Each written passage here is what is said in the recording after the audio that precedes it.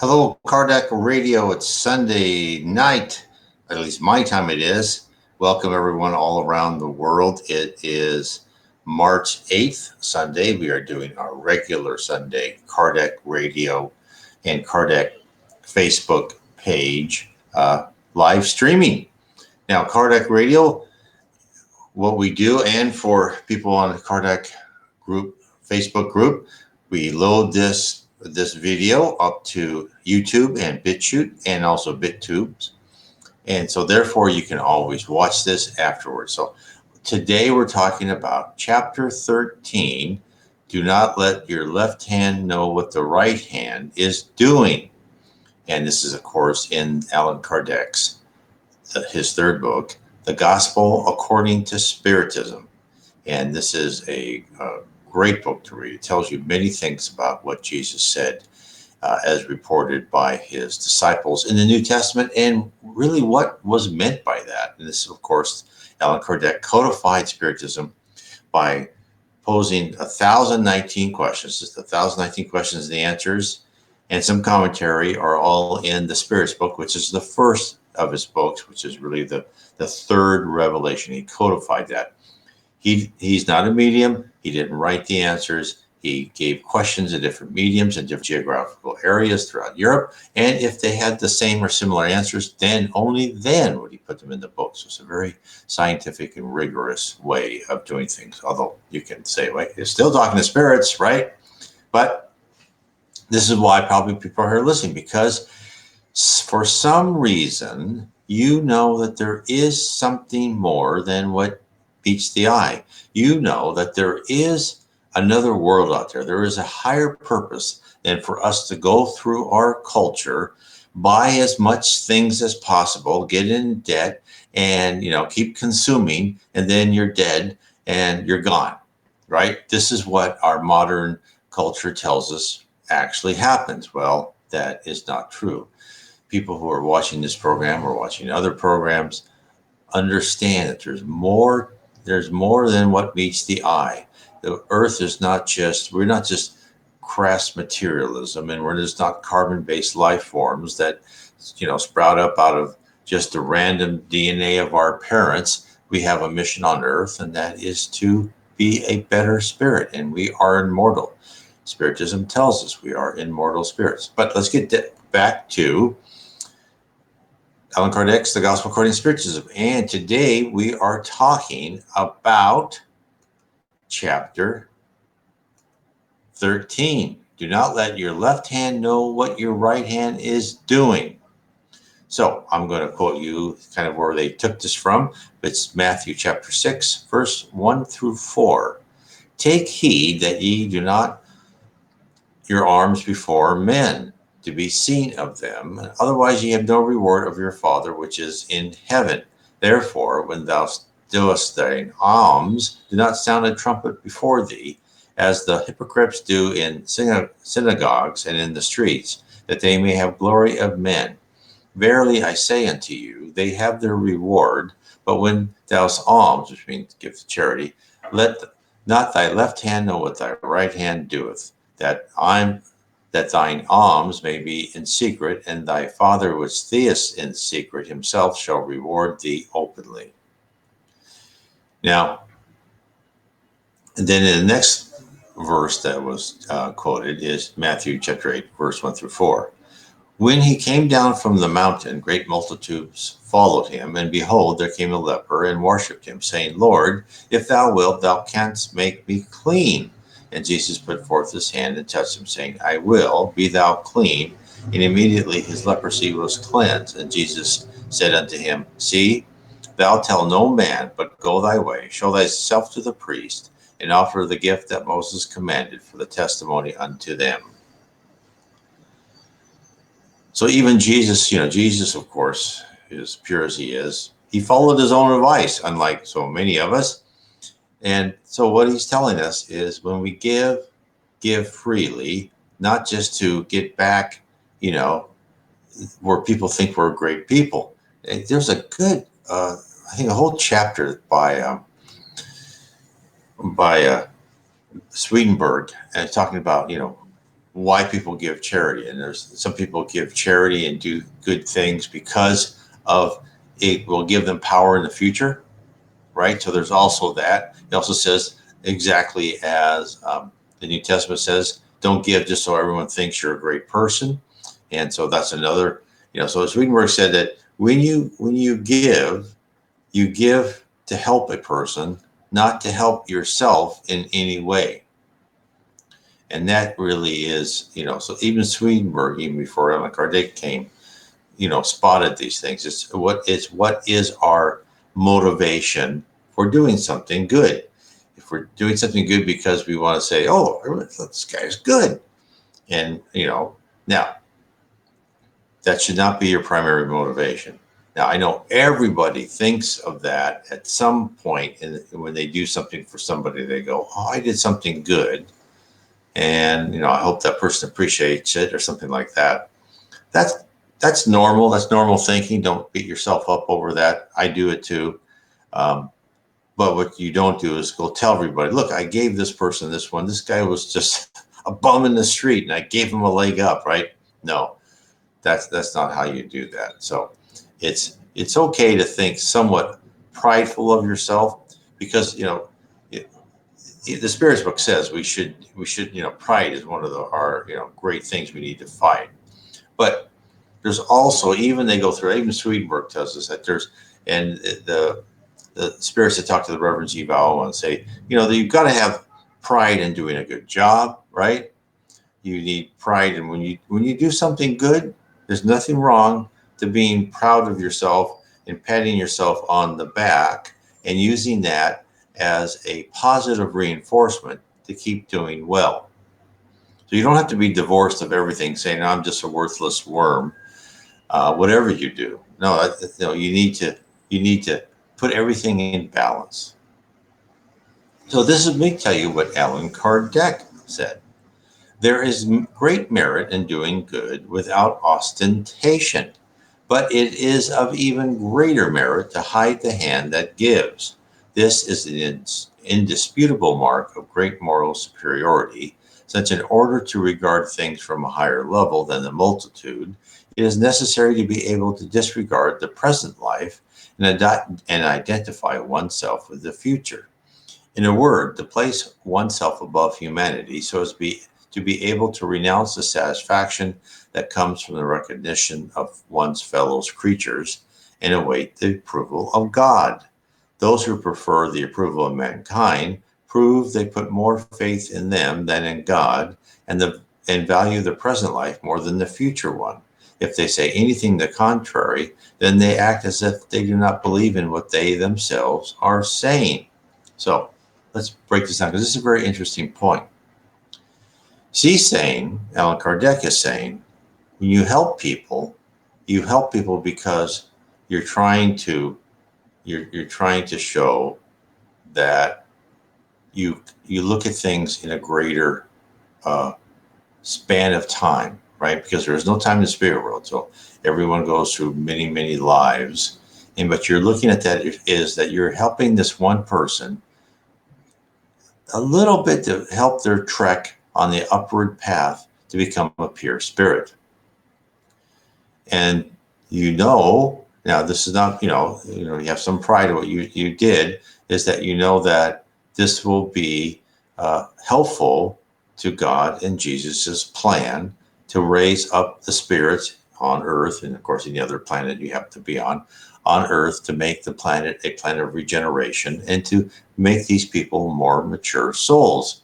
Hopefully the good that you did or will be going to do will help, is this help that person just make that one little progress.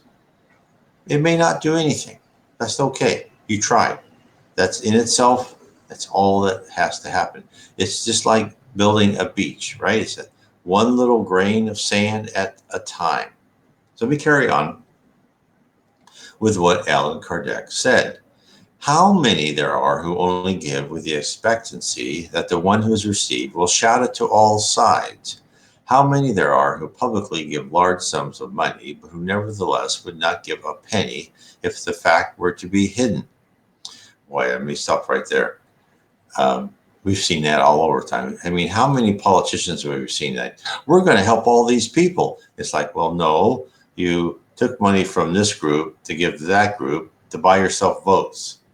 I'm sorry, that's not doing good, and that is for your own benefit.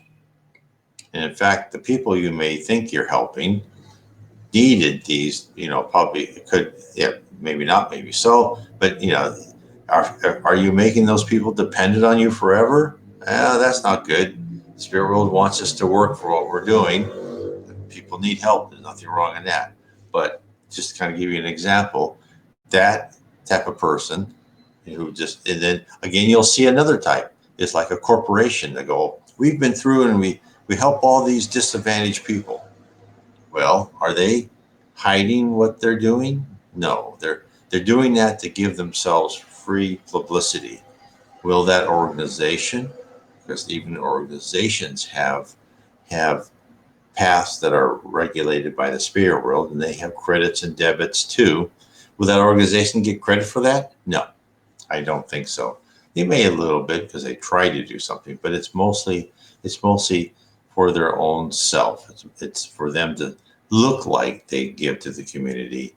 And I've been part of those organizations where they say, look how we give to the community. We help these people. And then at the same time, they're laying off 200 people because they could find, a place to put it overseas cheaper. And so they fired all these other people. So yeah, they may be helping this one group in an inner city, but they just laid off, 10 times more.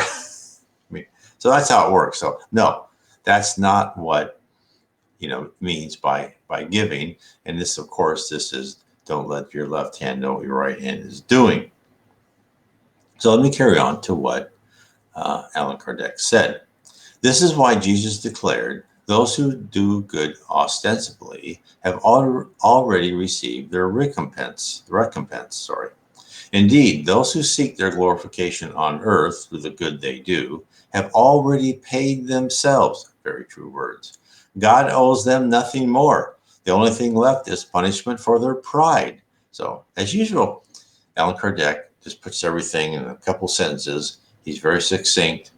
He's a very good writer.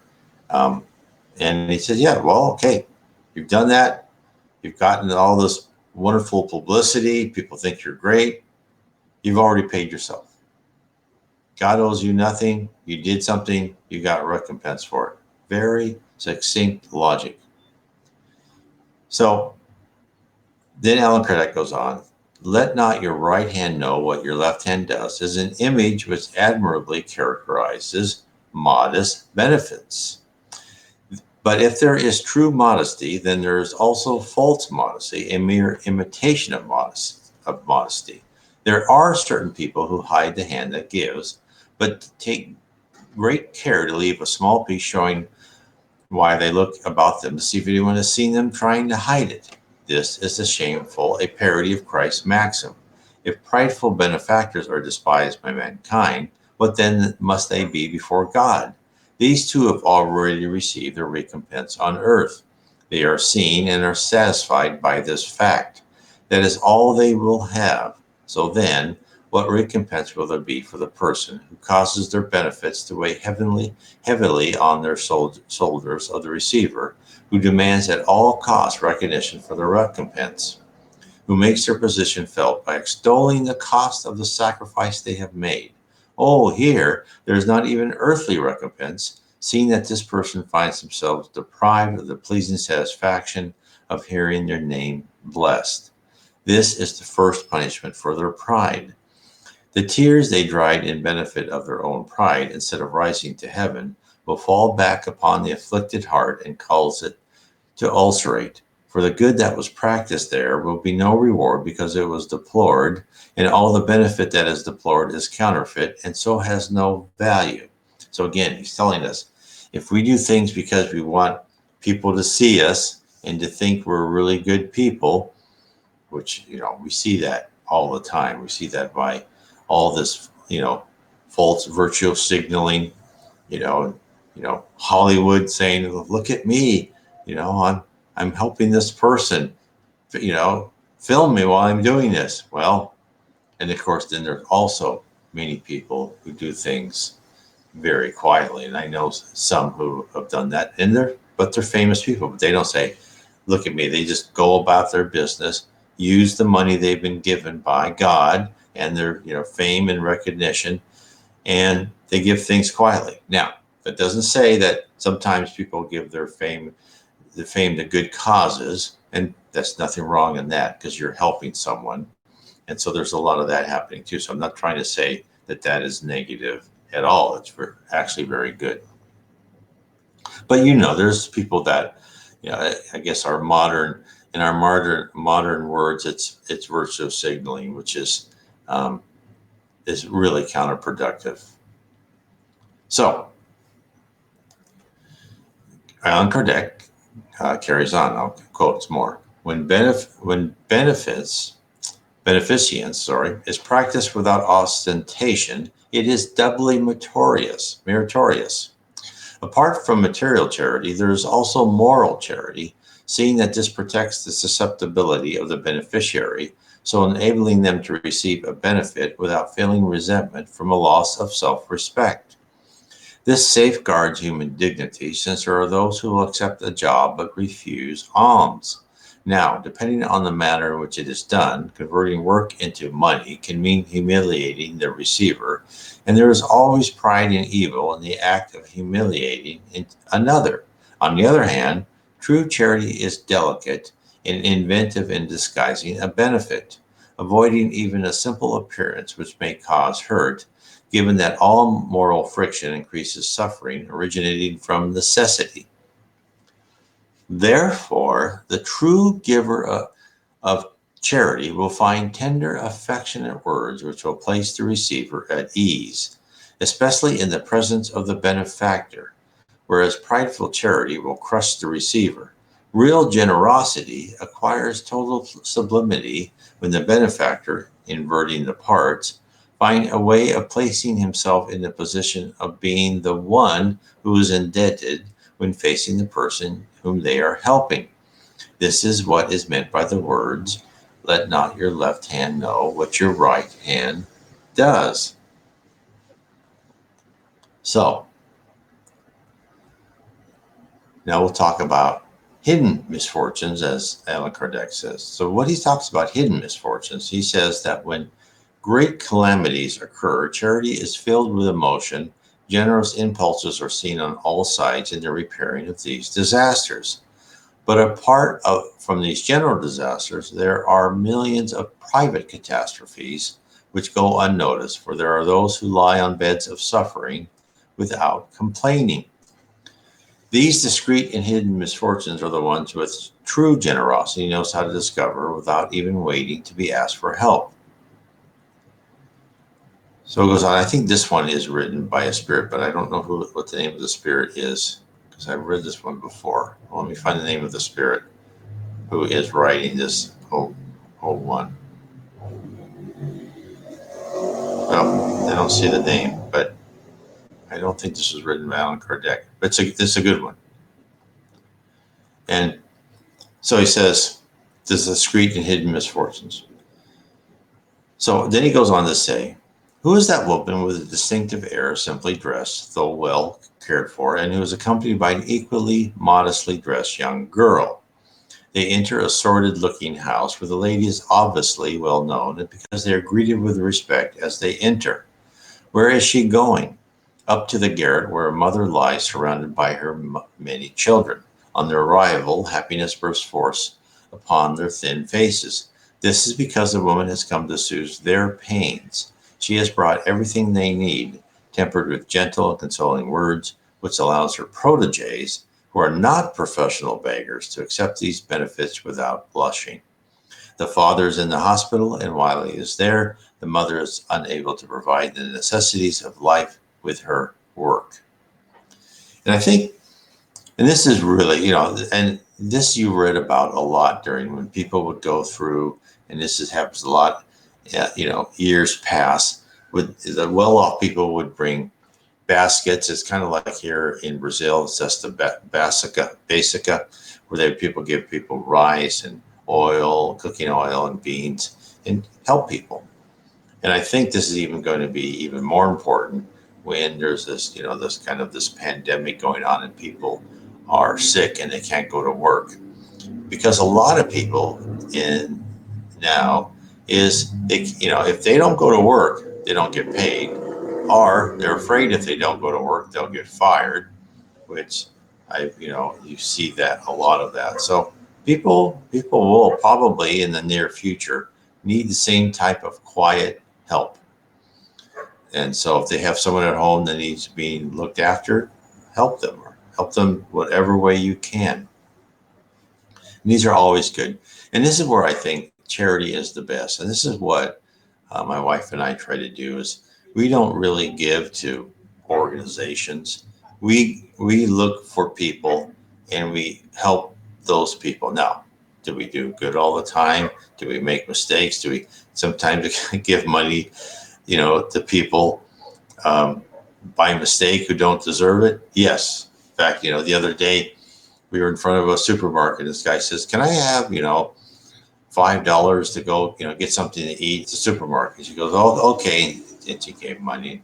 Then we were outside and he went to the supermarket and then we kind of walked a bit and then we saw him walk right out, right? He didn't buy anything. He just got money from us, but that's okay. That happens all the time. In fact, one time a friend of mine, he'll buy food for people on the street and he goes and this woman says, "Can you help give me some money for food?" And he goes, "No, I have food right here." She goes, "No, I don't want it." And then the lady behind us who was walking, she was pretty funny. She goes, "Well, the correct response is thank you." And so those people out there, they just want money for their, God bless them, right? They're fallen into a hole. It's their alcohol or drug problem, and they just want money for that. So, and I don't blame anyone. And I don't think the spirit world says you have to give money to people to help them on their addiction. I'm sorry, but sometimes people need to pay the price of their decisions, and that is a good learning environment for them, right? They will learn, and maybe that's why, my wife and I, we never smoked. I tried once or twice in high school. I thought it was horrible. And then we drink very, very little. So never was interested in that type of thing. And that's probably because we have both been at some time or the other on the street, like those poor people addicted to something.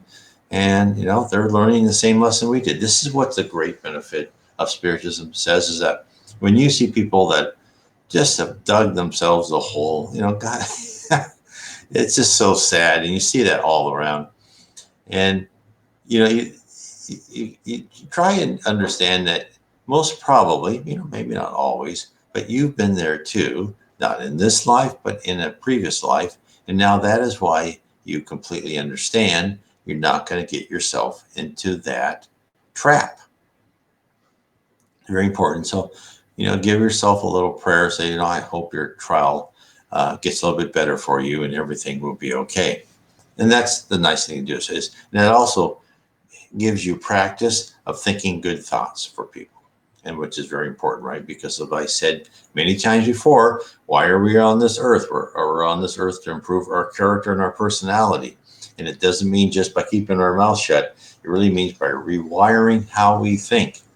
Because when we leave this cocoon, all we have is our brain, which is going to go to a much better encapsulated, logical area within our spirit brain, which is much more powerful than our physical brain, which is kind of, governed, down to the smallest idling power to just, make us just barely sufficient to live on this planet so we can affect our character and our personality. Intellectually, it's not that important, right? Don't feel bad if you're not the sharpest stick in the world like me, right? I'm not.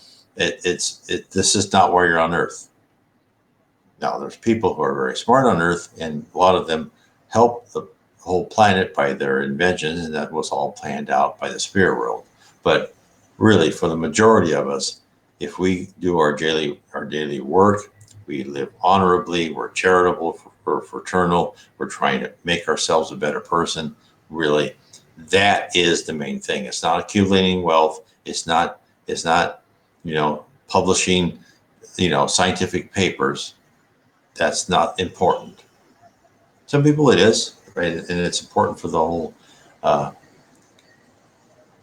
track of Earth going up. But for most people, it's really changing yourself. So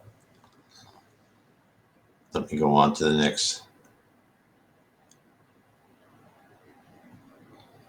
So let's go with this one. This is the widow's mite. And this was in Luke chapter 21, verse 1 through 4. And Jesus sat over against the treasury and beheld how the people cast money into the treasury. And many that were rich cast in much.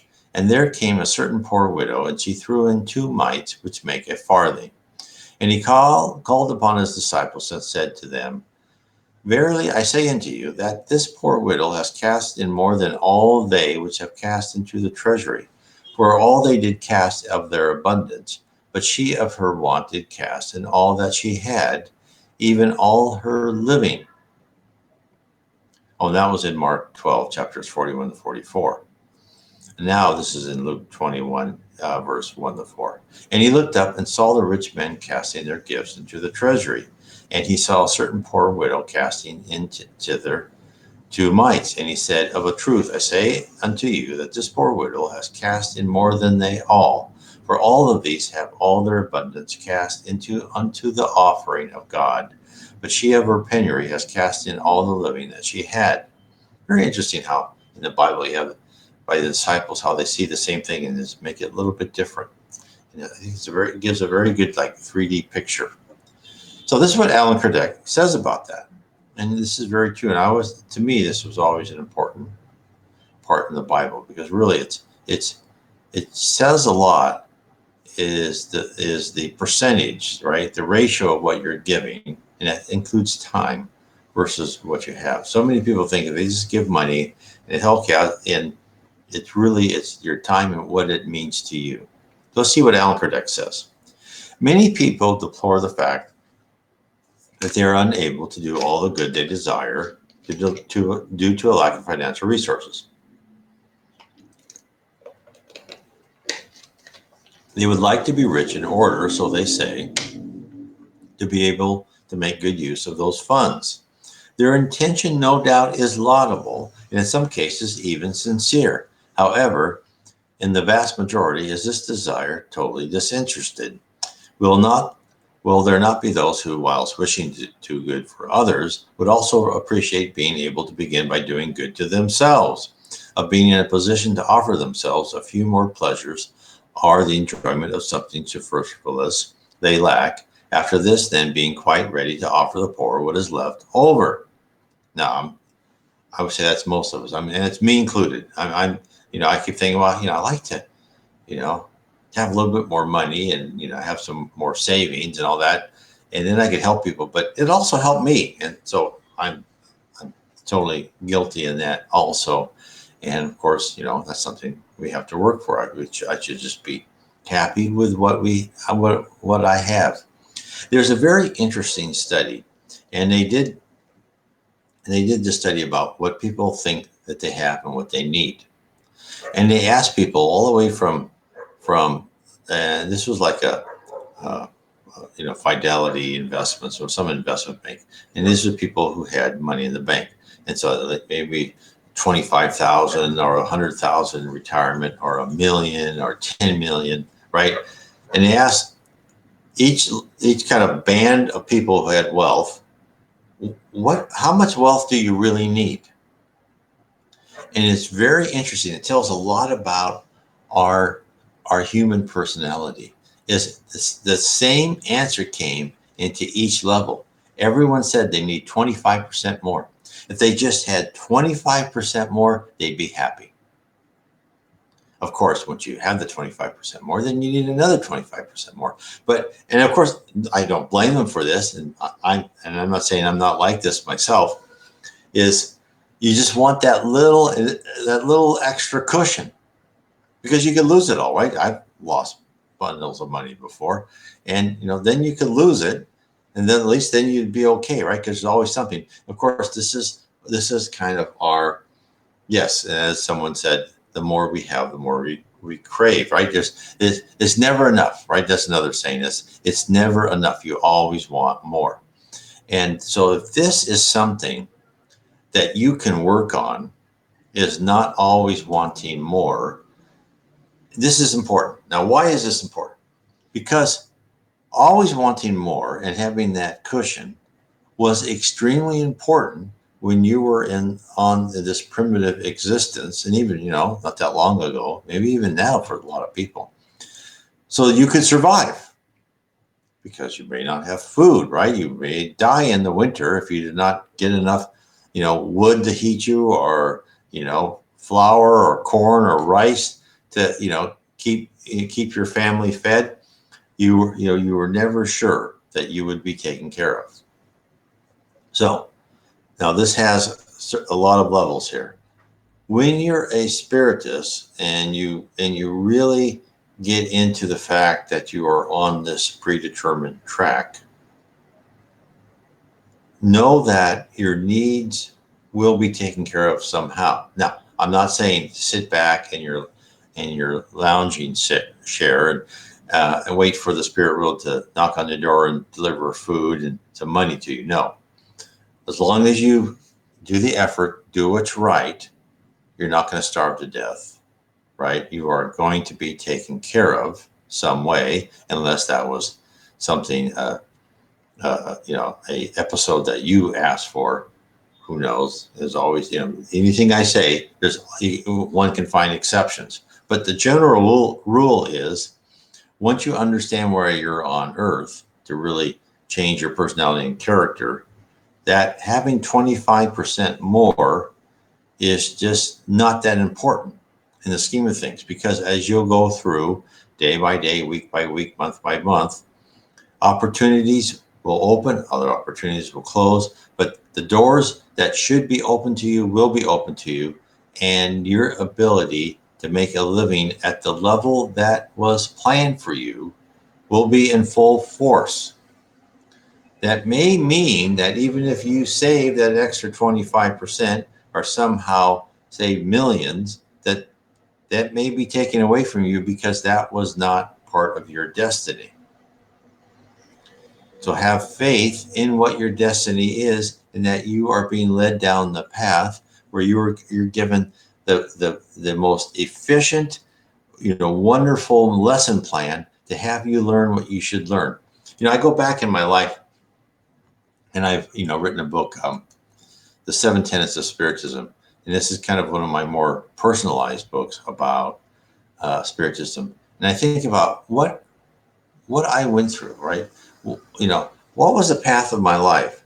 And of course, we think about the path of our life as we really made decisions. And then we also know that, there was just some chaotic things, and like maybe the first job I got was, out of the blue, and I got lucky to get it. And then it put me on this career path to do this.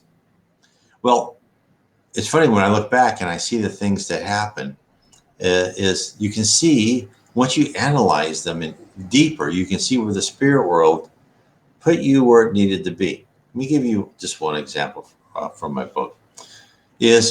I really, when I was in high school, my whole goal was to join the Air Force Academy. I wanted to be a pilot. But in my beginning of senior year and a junior year, all of a sudden, I'd be out in the outfield and the ball would just like go over my head. And I started missing things. And then I finally found out, right, I needed glasses. Here I am with glasses. I've had them since I was like 17 or 18. So that path to me that I wanted was closed. That was not going to happen. And so isn't that interesting? So it wasn't It wasn't just a random event that my eyes didn't work, that I couldn't get into the academy. Now, interestingly enough, there was another effect that, let's say, for somehow I still went in there, and I could, make it, and my eyesight was good. I found out when like a roller coaster or something doesn't really bother me, but I went in these more modern rides at Disney World, at the simulators. If there was equipment where I could control it, I was okay. But if I was in a simulator where I was just be thrown all around, I could not do it.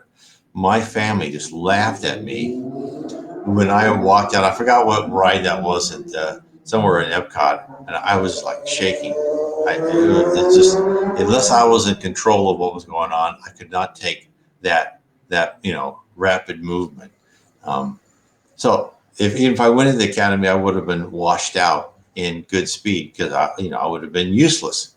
So those are things that tell us that we are given. Sometimes these are physical limitations, right? I was given physical limitations to not allow me to pursue a path that I wanted to. Why did I want to pursue that path in the first place when that wasn't part of my plan? Most probably that was because that was the type of path I pursued in the past. It felt comfortable to me. In fact, I have been told that I have been in wars with people. When I went to the healing center, the guy who the Chico Monteiro said that we fought together in World War One, and I don't know what exactly I did. I may have been an aviator. I don't know. And of course, that's what I wanted to do again. That was part of my instinct, right? And I felt comfortable for that, and I enjoyed that lifestyle. Maybe. Most probably, I know, like when I was born, I probably must have died in that war. But that just shows you. So, and I've talked to other people where they've had limitations, and they're not allowed, right? Because they may have been famous for a reason. They may have been a famous singer in the past, and then by using their fame, they used it incorrectly. And in this life, they're not going to, that break that they got the last life may never occur, or they may be given certain limitations, which will not allow them to get into where they can actually become famous. So these things happen. This is why, it's just like that poor widow who gave everything, and she wanted to give that, but she did that because she's a wonderful person. She wanted to help others. She didn't think that, oh, I need more. Somehow this poor widow had more faith in God than the vast majority of us, certainly more than me. Could I do that and give my whole salary when I used to work and think, well, how am I going to make it? I wouldn't have. I still would not do that, which shows, how much more I need to grow. But she did. And so that's why it was a wonderful thing she did. So let me carry on with Allan Kardec.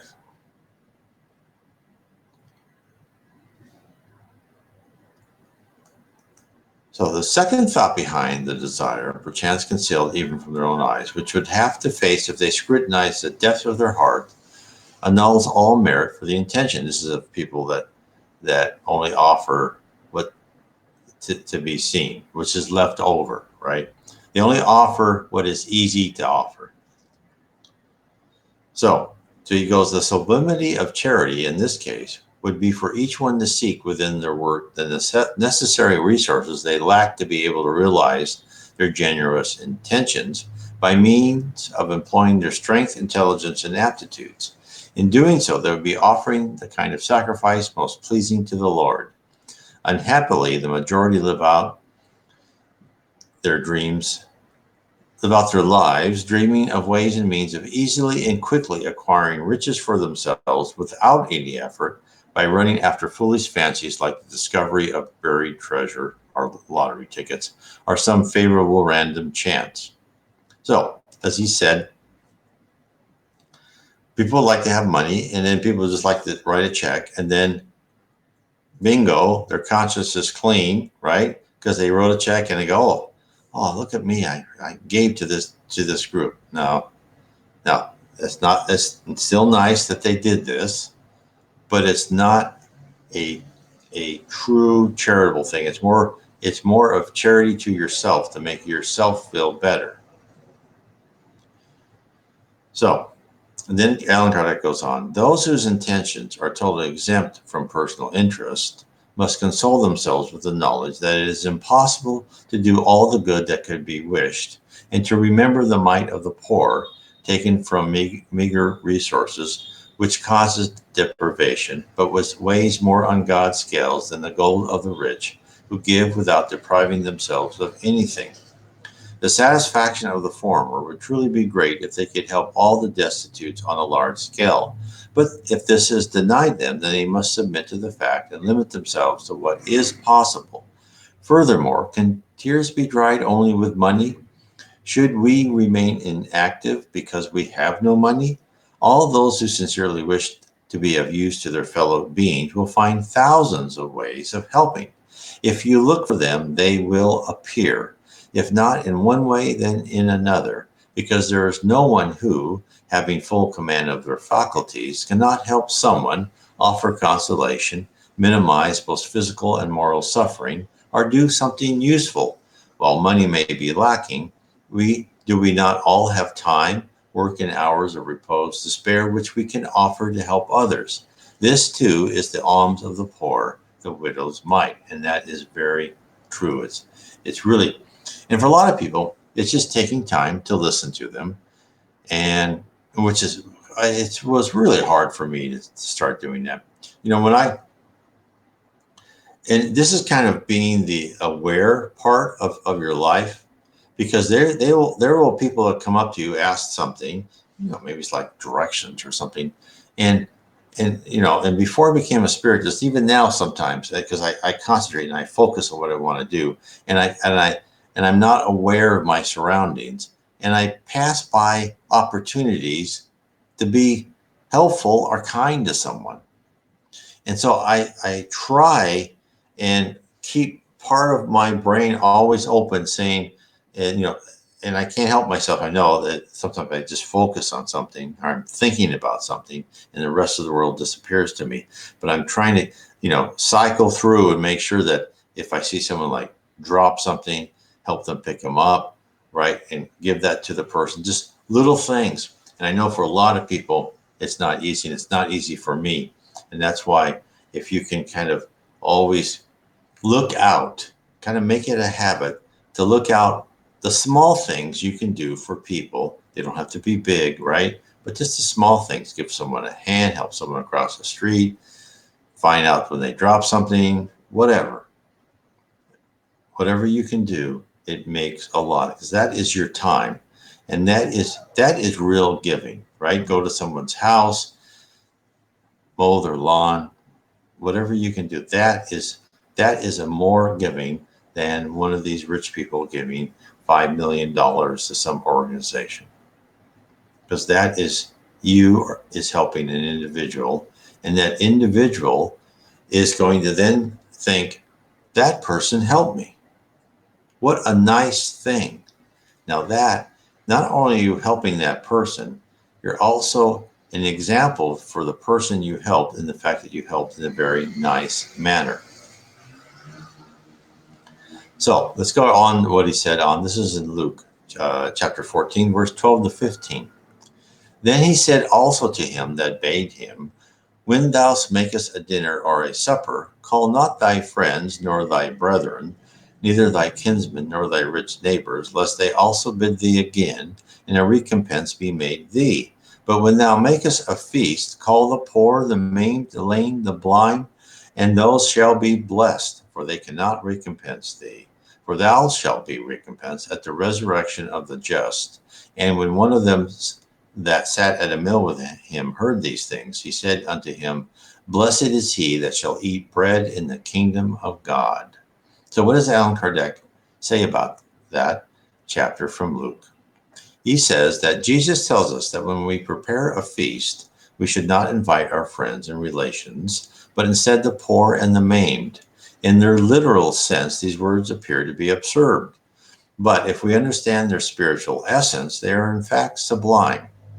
Is it not possible that Jesus intended us to invite the maimed and beggars from the street to unite around our table instead of friends? His language was most always figurative, as the people of those times were not capable of understanding delicate shades of thought. Therefore, it was necessary for him to use strong words which could produce colorful images.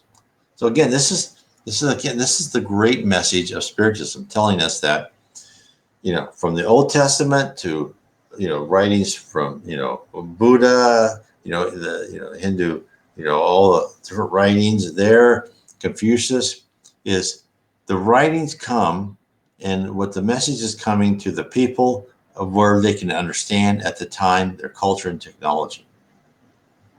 And therefore, a lot of things what Jesus said to us, like, what? And now Allan Kardec is saying, okay, this is really what he's saying. So he's saying, he's not telling you to go, say, forget you, friends. I'm inviting this smelly person off the street. No.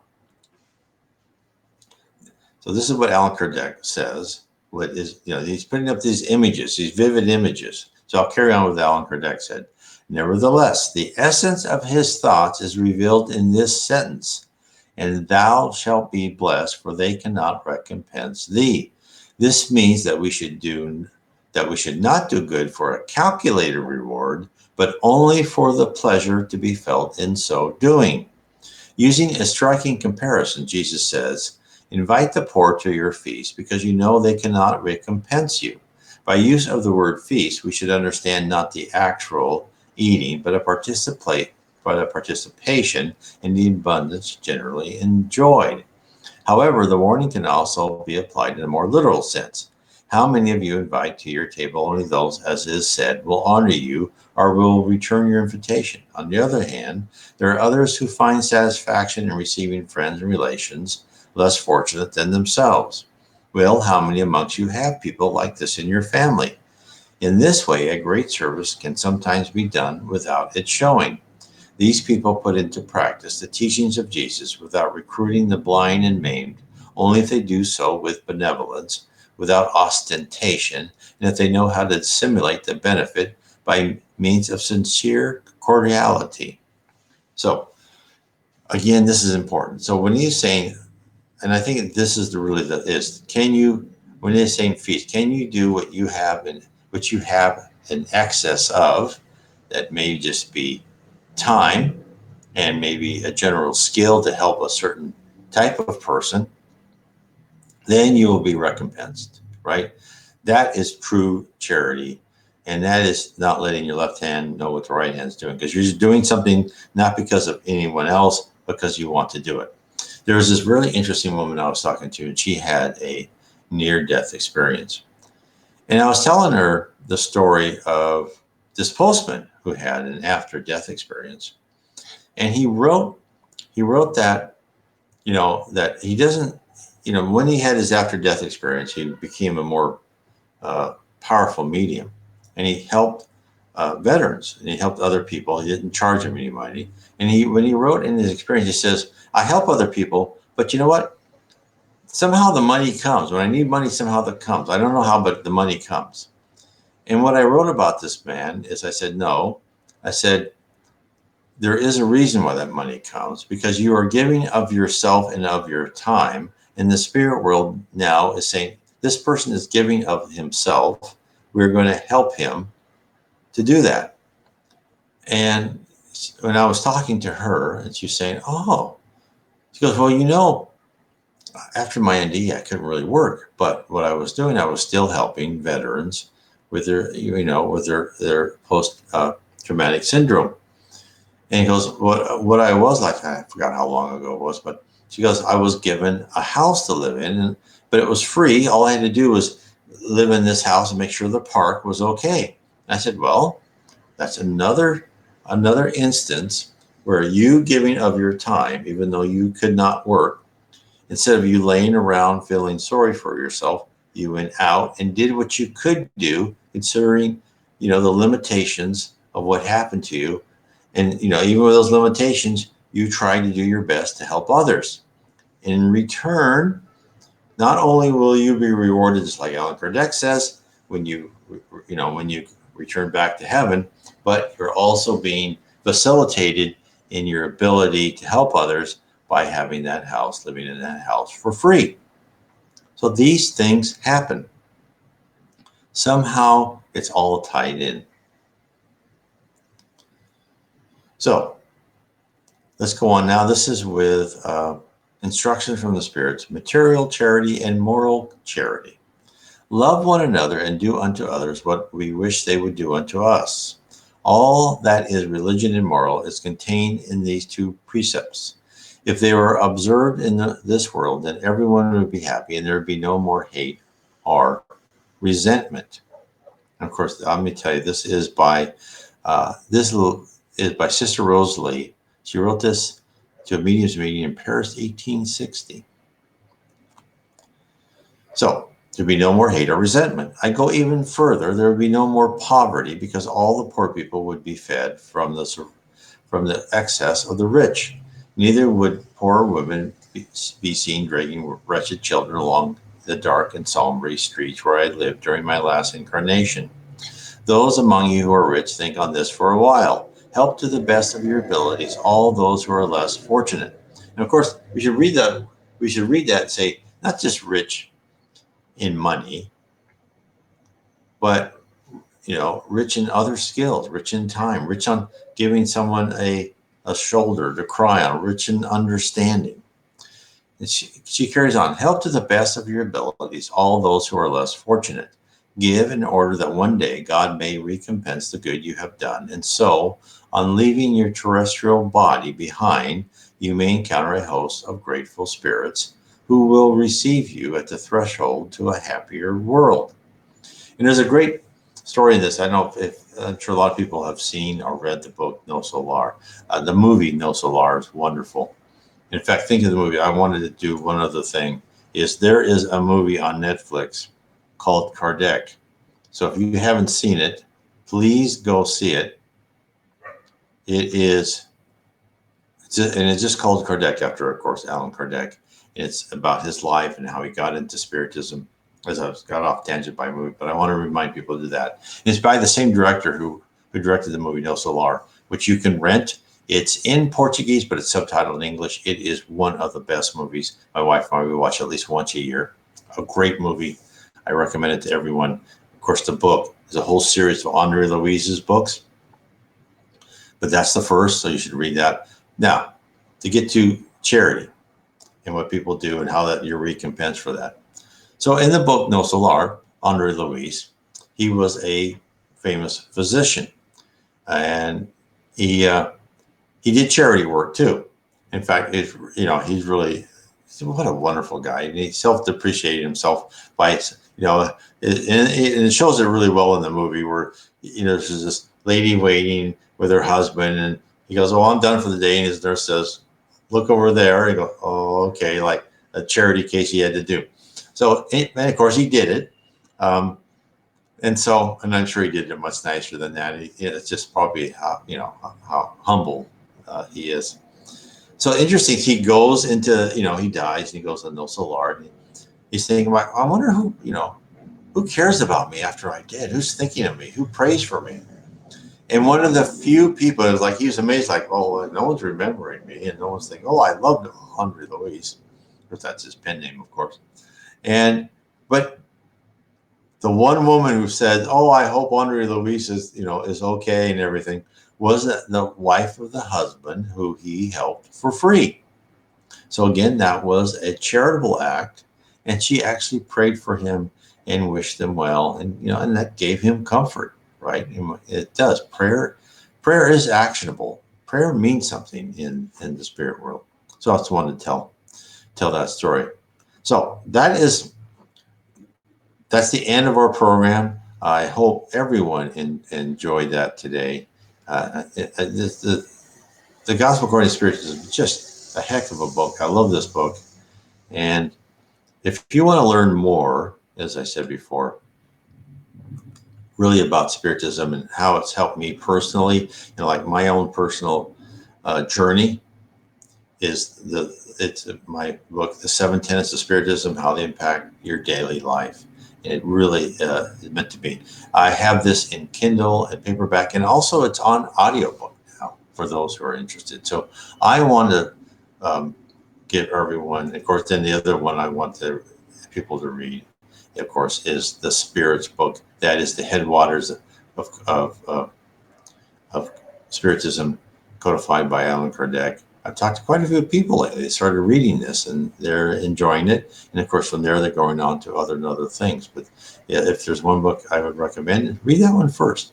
Now, the reason I wrote my books is everyone has different ways of learning. For some people, it's more, it's a little bit dry, and that's not how you are. So like some of my books is I try to take all this information and explain it in more modern terms. I hope that helps. And then of course, then my book, my series of 3, Heaven and Below, and Spirits and Spirit Universe, and how we are guided by spirits, really tells us more that all about heaven, the lower zones, the dark abyss. What is a spirit? What are the attributes of a spirit? How do we grow as a spirit? How do we go from one level of heaven to the next? How we are guided by spirits? What is the future of Earth? Those are things I put into that series of 3 books, starting with Heaven and Below. So anyway, I want to thank everyone for being here. I want to say, hi. A lot of friends said hello.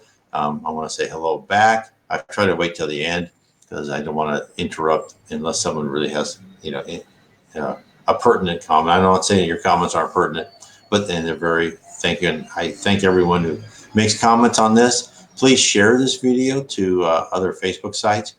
Come to YouTube and BitTube, where I'll post this later today or tomorrow, and comment, subscribe, ring the bell, and share that from there too. So the more people we can expose to Spiritism, I think the faster that our planet can leave being a planet of atonement to become a planet of regeneration. God bless all of you.